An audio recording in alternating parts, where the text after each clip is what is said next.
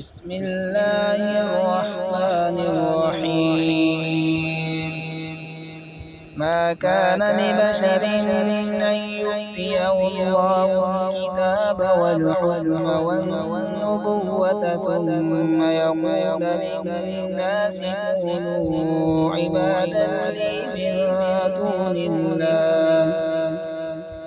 كونوا عبادا لي من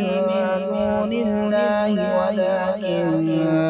كونوا ربانيين بما كنتم تعلمون الكتاب وبما كنتم تدرسون ولا يأمركم أن تتخذوا الملائكة